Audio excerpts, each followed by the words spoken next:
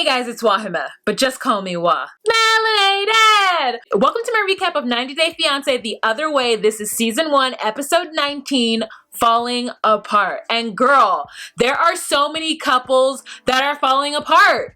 This description of the episode is accurate, and I am calling BS, I am calling fraud, I'm calling all kinds of names to this episode and these couples that we have been presented with. Okay, you guys, don't forget to check out my merch below. Don't forget to give this video a thumbs up and share it in any social media platform you want to. Give the gift of Wah. 'Tis the season.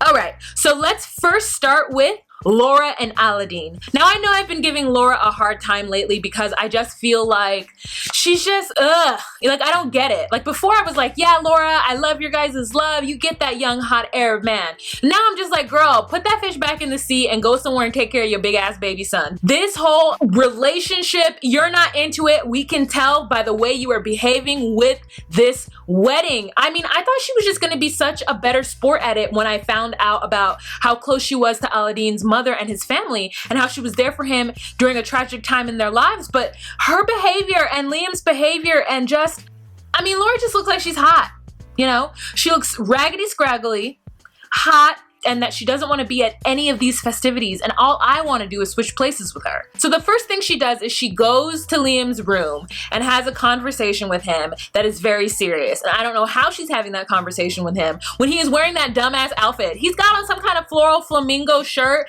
and some board shorts that don't even match, girl. They're not even in the same color palette, like not at all. It's like he just blindly like went into his suitcase and was like, this, that. No.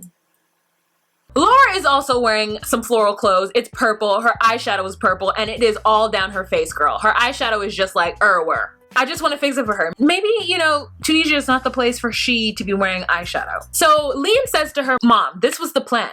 The plan was you were going to help me with college and you were going to take care of me and I was going to take care of you and we were going to live together forever. And now you're changing that by marrying this guy. You're not going to be able to pay for my college and we're not going to be able to live together forever. And you're not going to be able to take care of me and I'm not going to be able to take care of you. And I don't know how I feel about that. Laura's just like, you know what, Liam? It's time for everyone to grow up. You don't understand about relationships, you don't understand about love, you don't know how hard it is. And finally I'm finding something that's true and feels good and it feels real and I'm just gonna go with it and I need you to be on board with that. And he's just like, well, I felt like you were abandoning me, so if you could still help me pay for college, that'd be awesome. Crocodile dumbass is just too grown to be saying and feeling the things that he's feeling and saying out loud. You know what I'm saying? Especially on national TV. We see Laura getting dressed for the wedding. People are dressing her and she is just not with it. But she says Aladeen loved the dress. He felt like it was the dress that looked the best on her. What it looks like is a black lady church dress that you would order out of a catalog that has a matching hat, except for it's white and it's for a wedding and it's long. It's like Black Lady 90s Mother of the Bride. It is bedazzled to the heavens. You know what I'm saying? It's got a lot of thick, satiny looking ass material. And I understand why she doesn't want to wear it, but girl, this wedding is not for you. Clearly this wedding is for Aladeen. Liam has got on pants that are too long and a jacket that is too short and too tight around the midriff. And then that damn hat, okay? So Aladeen pulls up in some beautiful Range Rovers and they enter the hotel where Laura and Liam are standing together waiting, like being presented, I guess, waiting for Aladeen to come so like the wedding party can move forward. He's added this ridiculous necklace to his outfit. He says that the seller told him, the shop told him that it was a camel's tooth and then they lit it on fire to prove that it was real. And so I think Liam thinks that he is being real Tunisian at this point, that he is like putting his best foot forward, he is apologizing, he is saying that he was rude and being toxic, and he's like, just to show you how much I love your country, look, a camel's tooth. And Aladeen is just like, oh buddy, okay. And in the confessionals he's like, no, it's weird, right? Like, why would you, camel, what?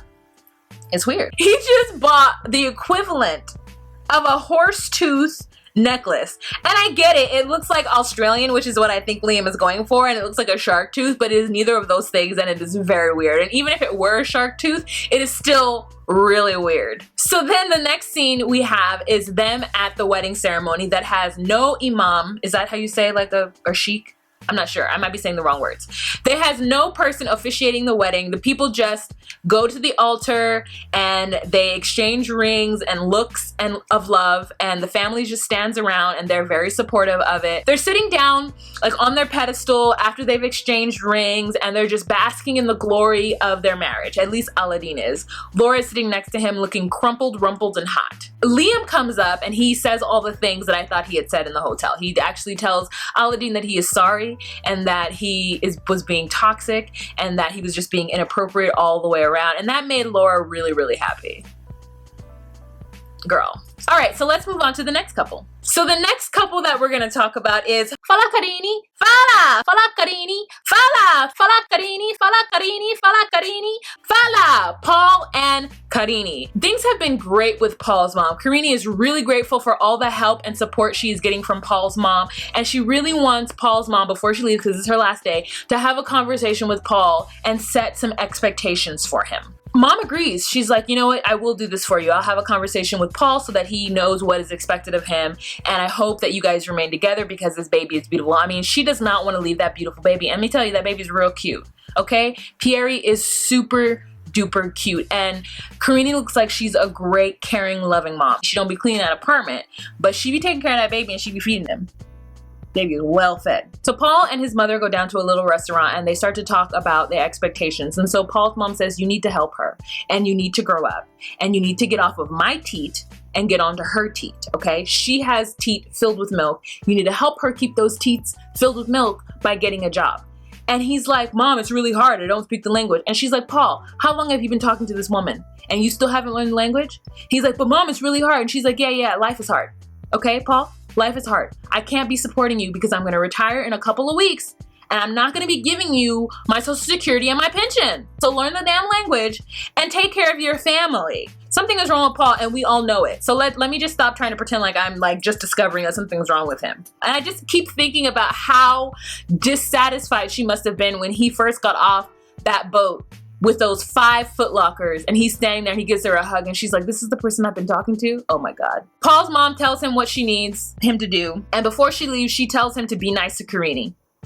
Because we can tell that Paul has fits. Paul puts his mother in the cab, doesn't take her to the airport for some odd reason. Before she leaves, she makes sure to give him a lock of her hair. I don't know if he rips it out her scalp. I'm not sure exactly what happens or what goes down.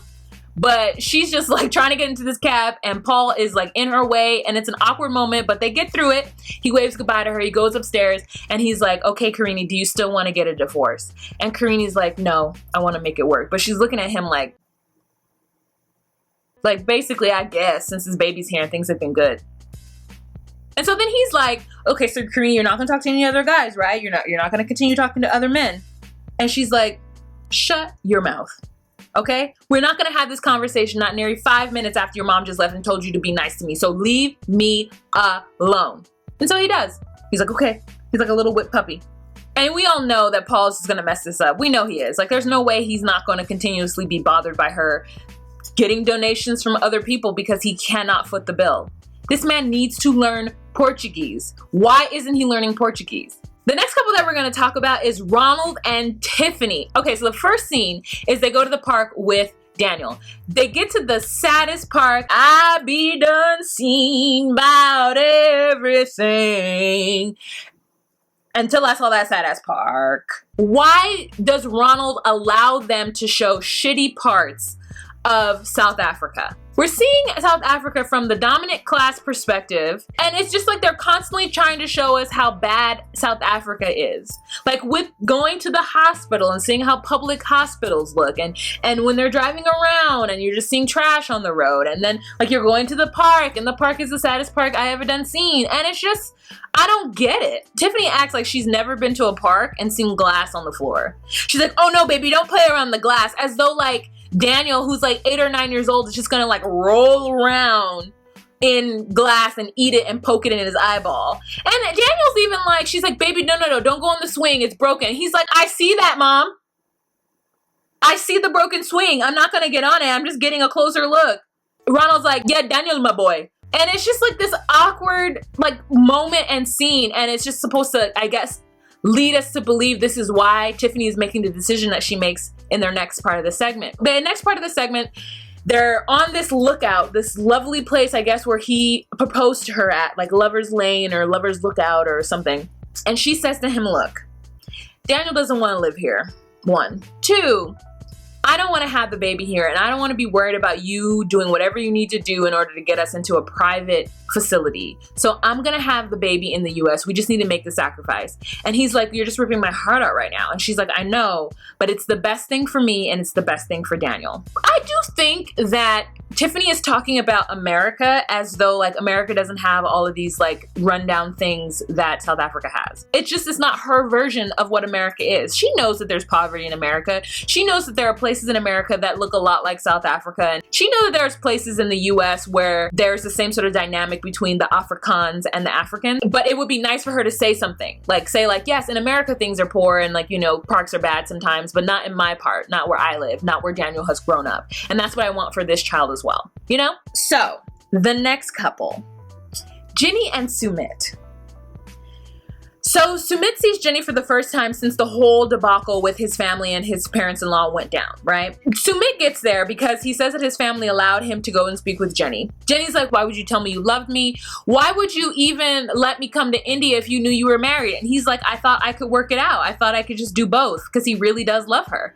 And she's just like, no, you needed to give me the option to choose. And he says, you're right, you're right. And then she's like, well, what happened? Like, he's like, well, I tried it with my wife the first year. And my wife says that she was happy for the first year. And Jenny was like, but for the first year, you and I were still talking. What do you mean you tried? You didn't try because you were still talking to me. I don't understand. And he's just like, you're right. And the fact that she's not more upset and hysterical or angry at him is just so suspect to me. I don't understand why she isn't more livid. She should be yelling. She should be like off the rails. And I don't care what her personality type is like. The fact is that this woman sold everything, probably busted open her 401k, retired early in order to be with him. And he's going to come at her with, I thought I could do it. No! I want to know if they have a baby. Do they have a baby? Well, is he not been sleeping with his wife? Like, have there not been issues? Like, what is going on? I need more details and I need them now. Jenny says that she's going back to America. She doesn't know what she's going to do about Sumit, but she'll make her decision back in the States. And I'm like, what do you mean you'll make your decision? He's married, girl. Like, there's no decision to be made. You're going to have to go back to the States and quit him. Period. What? What decision? It's weird. Is it not weird? All right, you guys, so that is all they showed in this week's episode. We only had 4 couples, thank God, but it was good. There was no Evelyn and Corey, and there was no Devin and Jihoon. I have a spoiler video where I'm going to talk about all of the background drama because there's so much happening in the background of this season of 90 Day Fiancé that it bears repeating. I have to tell you, I have to gather all the information, and I have to share it with you. And I have to talk about it because I have thoughts about it. All right, you guys, don't forget to give this video a thumbs up, share it with your friend if you like it, and I'll see you in next week's episode. I'm sorry it was so late, girl. There's a lot happening this week. All right, have a fantastic day, and remember to be you, be true, and find your place. Bye. This episode wasn't good, but the background drama, the drama that's happening between the castmates outside of the show is so juicy. So juicy.